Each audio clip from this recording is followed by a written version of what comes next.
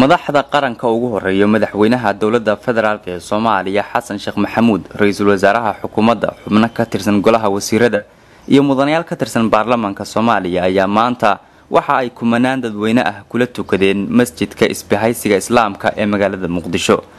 tukashada salaada ciida kadib ayaa madaxweynaha dowladda federaalk ee Soomaaliya Xasan Sheekh Maxamuud waxa uu gudaha masjidka isbahaysiga islaamka kula hadlay warbaahinta waxaana ugu horeyn ummadda Soomaaliyeed ugu hambaliyay munaasabada Ciidul Fidriga isagoo sidoo kale madaxweynuhu ka hadlay arrimo dhowr ah oo ay ka mid yihiin midnimada Soomaaliya iyo joojinta colaad beeleedyo xilligan ka soo cusboonaaday qaybo ka tirsan gobolada dalka. walaalayaal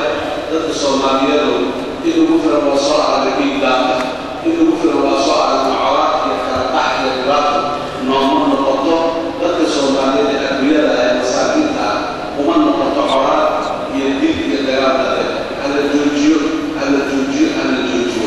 wax ka soo kordhayo aakhirabeen iyo adduunyada sidii aan ahayn ma jiraan colaad inta marka oo soo baxo colaadaasi asbaabta ugu weyn ee keenaysa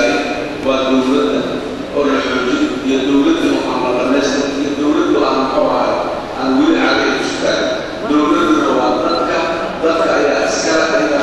ayaa la rabaa dadka Soomaaliyeed aan la garabsado dowladda iyo barnaamijka dowladda sida dalka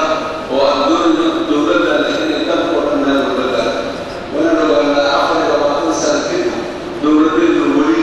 way ku shahay way jiraan tahay waana kulisa. waa maalintii koowaad ee Ciidul Fidriga iyadoo guud ahaan shacabka Soomaaliyeed ay isugu hambaliyeen munaasabadan ciida awgeed. Maxamed Bilagele, Somsa TV, magaalada Muqdisho.